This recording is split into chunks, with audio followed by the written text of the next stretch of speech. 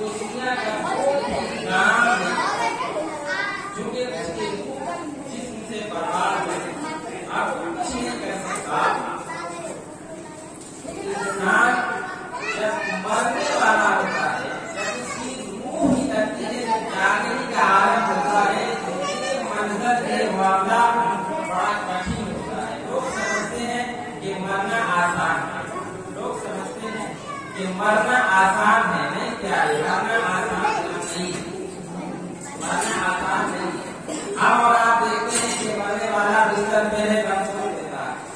मरने वाला कहीं जा रहा है, मकान से छलांग लगाया, गिर गया, उसकी रूह निकल जाती है। हम देखने वालों का नजरिया बयान करते हैं, कहते हैं कि इंसान मरता है तो सुकून हालत में होता है, न उसके बदन में कोई चोटिस होती है, न उसके बदन में कोई हरकत है, न पाँव को उठा पटक करता है, न हाथ चलाता है, न सर हिलाता है, बिल्कुल